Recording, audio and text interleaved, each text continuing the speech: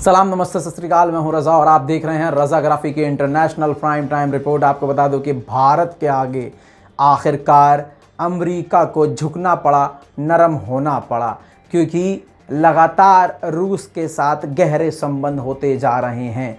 कड़ी आपत्ति के बाद, कड़े विरोध के बावजूद, अमेरिका की नाराज़गी के बावजूद भारत ने रूस से डिफेंस सिस्टम S-400 की डील करी।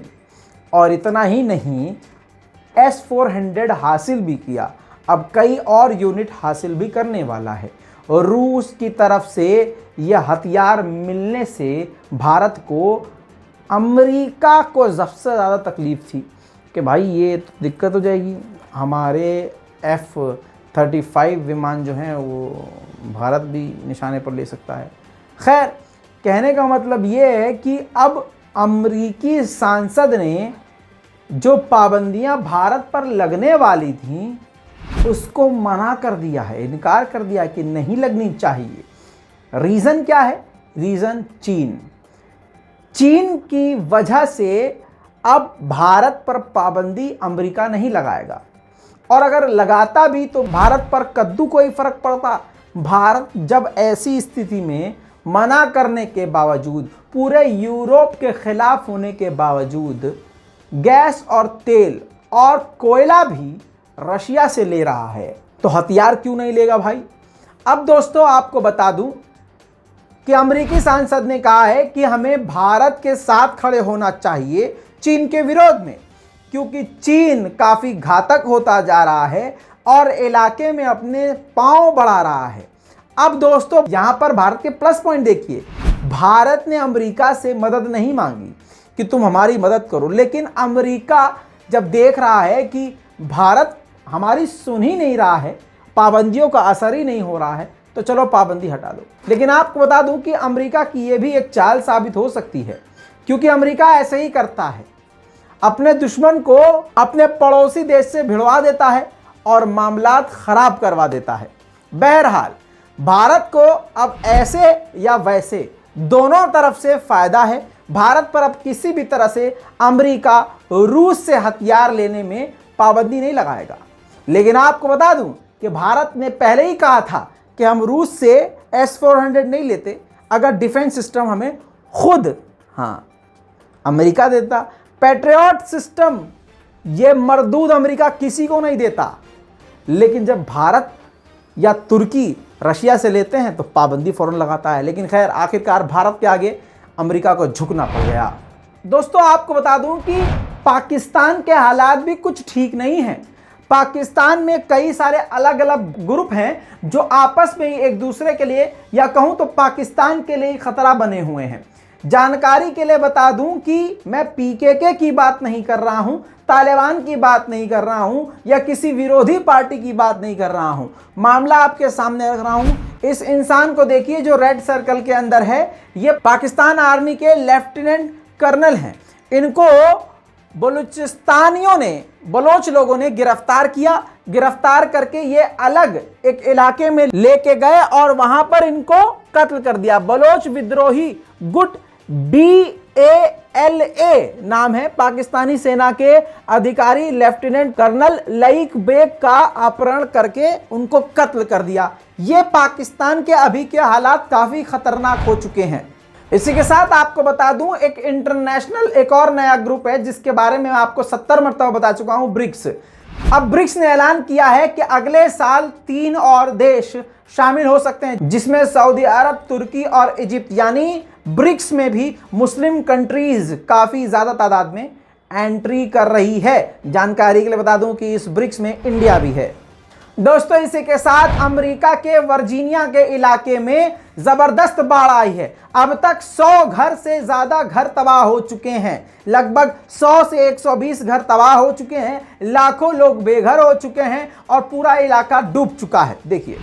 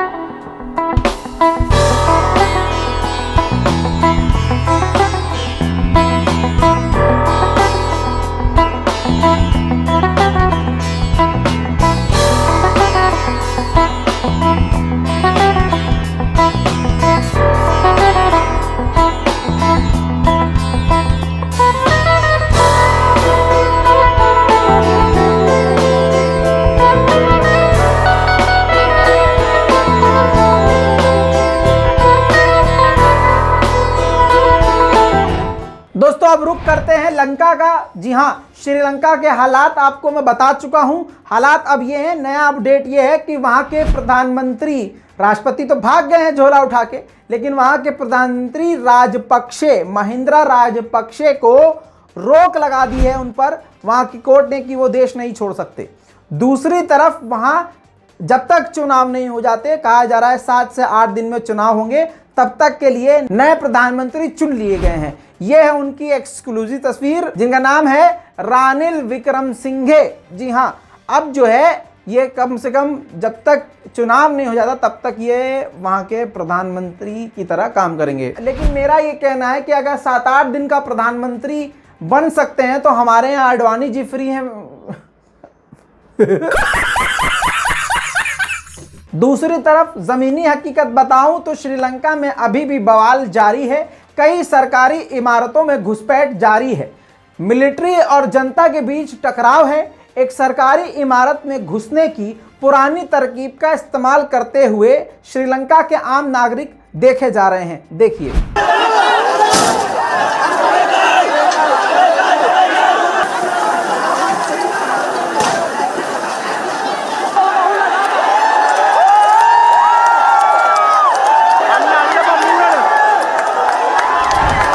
दोस्तों, इसी के साथ इतना ही नहीं है, सेंट्रल बैंक में भी घुसने की कोशिश की गई। अगर ये बैंक में घुस जाएंगे तो आप जानते हैं मनी हाइस्ट तो फेल कर देंगे ये। देखिए।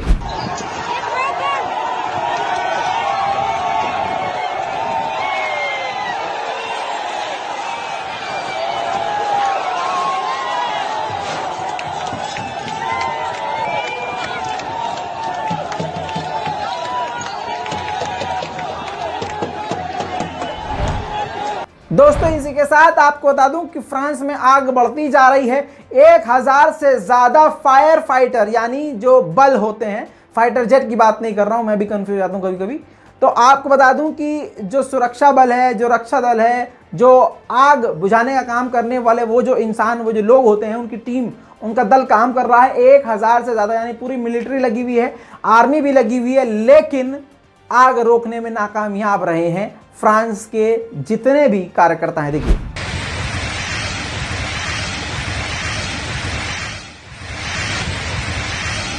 Que os carros já vão. Só aquilo para, ou os carros vão. Estão a 6 metros de longe, mas está perigoso. Não, não, não vai. Pá, alguém manda água para os carros!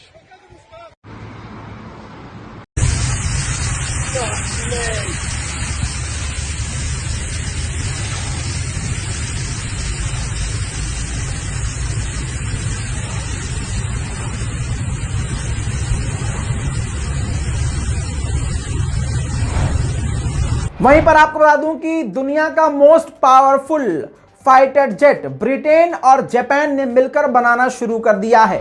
Screen पर यह तस्वीर देखिए, तस्वीर में लगे हुए fighter jet की एक झलक देखिए।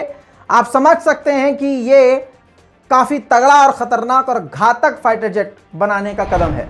दोस्तों, बहुत सारे लपरझंटसों ने कहा कि ये भारतीय सरकार, यानी भारत की मोदी सरकार को ये जबरदस्ती बदनाम करते हैं। ऐसे कैसे इतनी जल्दी भारत के खिलाफ जो है वो मिलिट्री तैनात कर देगा और बॉर्डर पर पुल बना लेगा चीन। हलवा है क्या है? अबे लवड़ा सुरो, हलवा है उनके लिए। नया रिकॉर्ड बना दिया है, चीन का नया रिकॉर्ड। स्क्रीन पर देखिए, केवल 28 घंटे 45 मिनट में 10 फ्लोर, 10 माले की पूरी मजबूत बिल्डिंग तैयार कर दी। वर्ल्ड रिकॉर्ड है।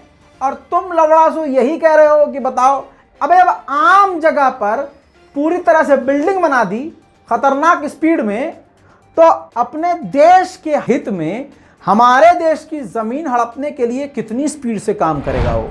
दोस्तों, इसी के साथ आपको बता दूं कि भारतीय इलाकों में चीन जहां घुसा है वहां से चीन पीछे नहीं हटेगा, लेकिन इतने से नेपाल में जहां जहां चीन घुसा है, चीन वहां से पीछे हटने को तैयार हो चुका है। सर मत पकड़िए, क्योंकि उनके पास मिट्टी का शेर नहीं है, मिट्टी का शेर हमारे पास है। हुआ ये है भाई साहब स्क्रीन पर रिपोर्ट देखिए। लोग बोलते हैं कि बिना सबूत के नहीं बोलना चाहिए। देखिए लिखा है चीन नेपाल मौजूदा सीमा व्यवस्था पर समझौता करने को तैयार। नीचे की एक लाइन में साफ साफ लिखा हुआ है कि 1963 में जो बंटवारा हुआ था, जो लाइन पर फैसला हुआ था, जो लाइन खींची गई थी, उसी लाइन को वो मानेंगे, उसी बॉर्डर को मानेंगे। यानी चीन जिस इलाके में घुस आया है, अब 1963 में जहां पर चीन था उसी इलाके में वापस जाएगा। यानी सीधी बात यह है कि भारतीय इलाकों से पीछे तो नहीं हटा चीन, लेकिन नेपाल के इलाकों से चीन पीछे हटने को तैयार है। बहुत बढ़िया साहब।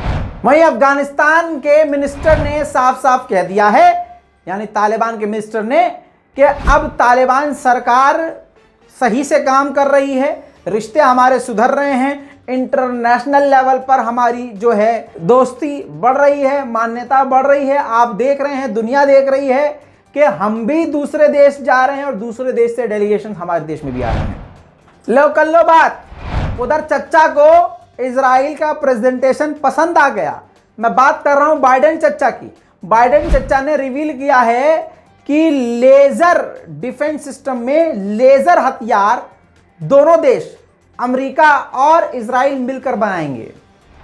दोस्तों इतना ही नहीं, इजराइल से निकलकर फिलिस्तीन भी, स्क्रीन पर देखिए, फिलिस्तीन के प्रेसिडेंट से भी मुलाकात, यानी महमूद अब्बास से भी मुलाकात बाइडेन ने करी है। कई मुद्दों पर बात हुई है, लेकिन आपको बता दूं कि इजराइल और फिलिस्तीन के टकराव में अमेरिका ने फिलिस्तीन की तरफ से ही बोला है, क्योंकि 2 स्टेट सॉल्यूशन की बात करी है। साथ में उन्होंने वहाँ के ट्रेडिशनल चीज़ें देखी, सुनी, स्टूडेंट्स और लोगों से भी मुलाकात करी है और कई तरह की उन्होंने बातें करी। मीडिया में ये देखिए, ये फुटेज देखना ज़रूरी है। जहाँ आगे मीडिया कर्मी बैठे थे, तो उस मीडिया कर्मियों के बीच में वो कुर्सी को खाली रखा गया है, उस पर तस्वीर लगा दी गई है। जो कुर्सी शरीन की थी, शरीन इसी तरह आगे बैठा करती थी, उनको अभी भी याद रखा गया है और बाइडेन ने जाहिर सी बात है देखा ही होगा अपनी आंखों से। साथ में बाइडेन ने फिलिस्तीन अथॉरिटी को काफ़ी बड़ा राहत पैकेज दिया है। $100 मिलियन का ऑफर किया है कि हम आपके अस्पतालों में इन्वेस्ट करेंगे। साथ में बाइडेन ने अच्छी बात यह कही इसी में ही, यानी फिलिस्तीन से मुलाकात के दौरान, कि इजराइल और फिलिस्तीन के लोग दोनों ही आज़ादी और बराबर की इज्जत डिजर्व करते हैं। उनको वो दोनों बराबरी का सम्मान दोनों को मिलना चाहिए। अब फिलिस्तीन अथॉरिटी ये चाह रही थी कि बाइडेन फिलिस्तीन की राजधानी जेरूसलम को कहें, यानी मस्जिद अल-अक्सा को कहें, लेकिन बाइडेन ने यहाँ पर चालाकी करी। बाइडेन ने बड़े प्यार से अपनी बात को संभाल लिया और कहा कि जो जेरूसलम है, जो मस्जिद अल-अक्सा है, वो दोनों के लिए, इजराइल और फिलिस्तीन दोनों के लिए पवित्र स्थल है और दोनों के लिए सेंट्रल पॉइंट है।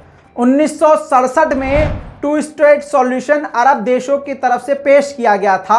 उसी को रिपीट करते हुए महमूद अब्बास ने कहा कि हम चाहते हैं कि उसी को फॉलो करे इजराइल। तो बाइडेन ने पूरा समर्थन किया। बाइडेन ने कहा कि हम भी यही चाहते हैं कि 2 स्टेट सॉल्यूशन को इजराइल मान ले।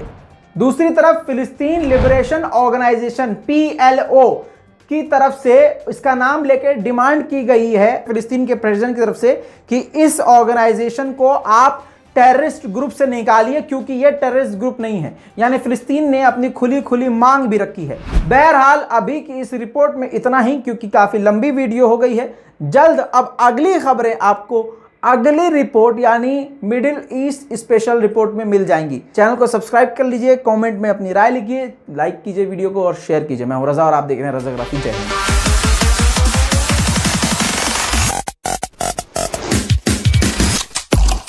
तेरा बाप आया।